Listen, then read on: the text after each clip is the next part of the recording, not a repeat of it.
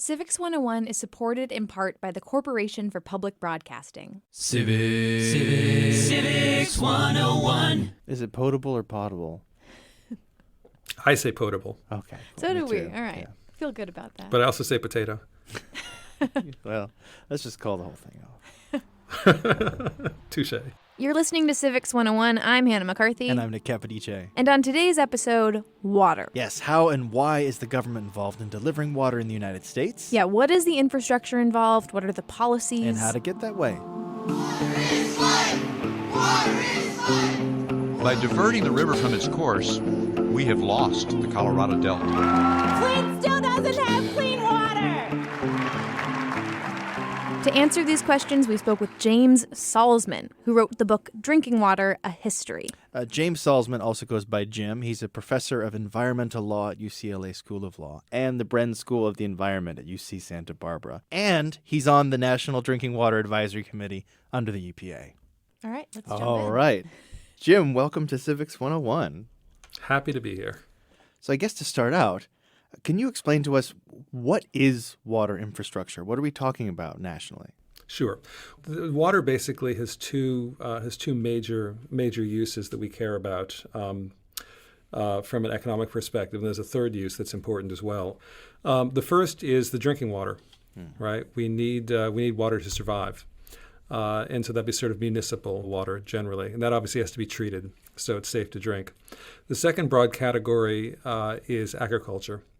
In fact, about 80% of the water that we consume in the United States is used for agriculture, primarily irrigation. 80%? Roughly, yeah. Wow. Yeah. The last category of water that's important is what's called in-stream flow or environmental flows. And that's the water actually that we keep in the river.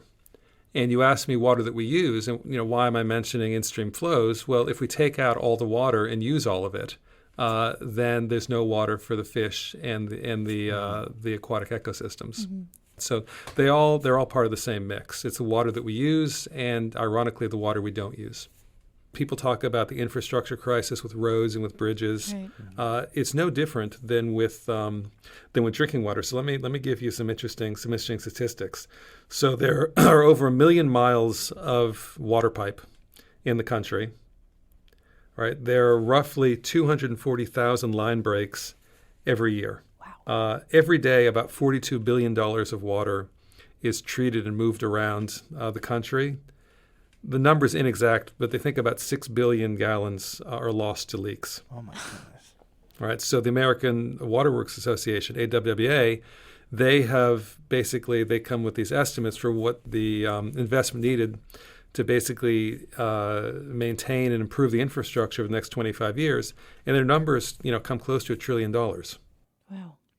Is this because our infrastructure is getting old and breaking, or is it because do we have the technology and the money to just create this old infrastructure? Well, the technology is not that hard. It's pipes, right? The Right. problem is, in D.C., there are some pipes that were laid right after the Civil War. Ooh. Right, drinking water is very much out of sight, out of mind. Right. Is that because it would just be totally unfeasible to replace whole systems around a municipality, for example? Well, it depends how much you want to pay. Yeah. So there are, get ready for this, 151,000 public water service providers in the country. A small number of those provide the vast majority of the water, right? Those are municipal water systems. But the fact is there are close to 100,000 systems that serve 8% of the population. These are very small systems, and they're poor in the sense that many of them are in poor areas or they're underfunded. It's a big challenge. When we're talking about drinking water, we're talking about the water that comes out of our taps. We're talking about water fountains. We're talking about all that stuff. And Hannah had a story, actually, that's sort of related to that. I wonder if you could... Yeah. So I was in the hallway filling up my water bottle at the water fountain here at the station, and someone walked by. Very virtuous. Right? Well, someone walked by and he said, well, you're really brave to be filling it up with the water fountain. We've got filtered water in the kitchen. And I thought to myself, Oy. Oy. I know. Well, I thought, that's ridiculous. The water has to be safe to drink, right? It has to be potable. But then I kind of second guessed myself. I don't know for sure whether or not the government or a municipality is obligated to provide potable drinking water. Are you able to answer whether or not they are? I am. Drinking water is my thing. All right. So here's how it works. So there is a law called the Safe Drinking Water Act. It was passed in 1974. And it's a nationwide law that essentially sets the standards and obligations for how water is provided to any system that essentially serves more than 25 people. So clearly the tap water you were using. And essentially the drinking water system we have in the U.S. has sort of triple redundancy. Most of the work is actually done locally by the water treatment plant. Okay. They're the ones who actually treat the water, make sure it gets to you. They're the ones who are testing the water on a required periodic basis. They're supervised by the state, equivalent to the state EPA, who's supposed to look over them and make sure that they're actually complying with the laws and the standards. So that the Safe Drinking Water Act, the federal EPA, sort of looks over the shoulder of the state. They set what are called maximum contaminant levels for roughly 90 different classes of contaminants. And those are the standards that the local treatment plants need to meet. And so the fact is that I can go anywhere in the United States and drink water from the tap without being concerned about it. That certainly is not the case in many parts of the world. And frankly, 100 years ago, that wasn't the case anywhere. Now, I have to add, the Flint story is deeply disturbing at a lot of levels because essentially the triple redundancy broke down at every single level. The local producers screwed up, the state screwed up, and the EPA screwed up. How could this happen in Flint? My view is that essentially the public agencies lost sight of who the public is. And there's a very disturbing email that came out from a FOIA request, public records request of the regional EPA, where one of the EPA officials said something along the lines of, "I'm not sure Flint is the kind of community we want to go out on a limb for." And so it's a very disturbing episode because, as you mentioned earlier in this podcast, you don't know that the water coming out of your tap is safe to drink. I'm a drinking water expert, and I don't know. You have to trust utility to do the right thing. And in my view, more than 99% of the time, that actually happens. I have a lot of faith in the integrity and the performance of public utilities around the country in terms of drinking water. But Flint is a very serious reminder that you have to be vigilant. Do you have any hope for the future of when Flint will get clean water or how that could happen? Yeah, I mean, the government, the federal government has pumped in tens of millions of dollars to replace the lead service lines. And there was all kinds of bottled water that was provided as well. It's an infrastructure issue because many parts of the country have lead service lines. In fact, the irony is that lead service lines were actually required by law in Flint until the 1980s. The challenge, though, is it's going to cost $20 to $30 billion to replace the lead service lines around the country. And this is part of a larger thing you'll want to talk about, which is that money is short when it comes to drinking water infrastructure.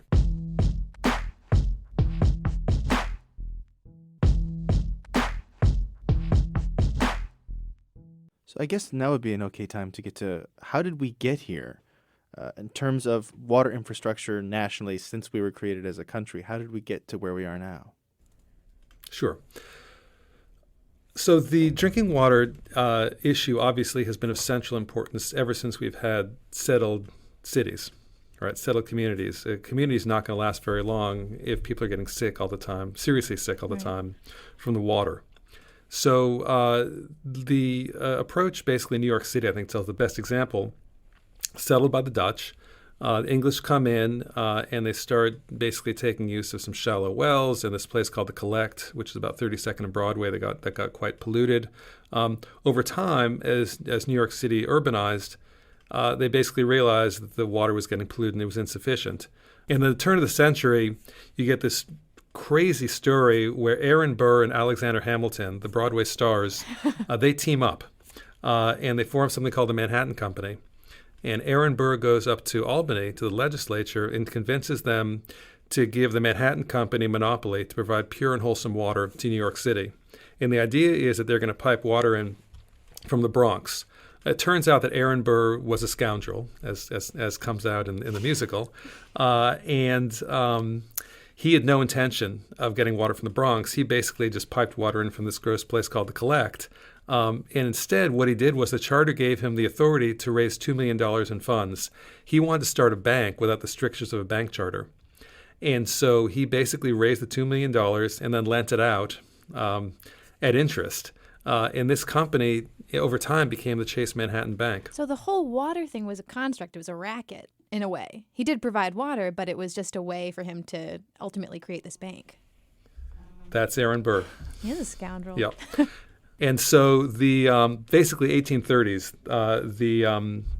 the state and city finally step in a public water.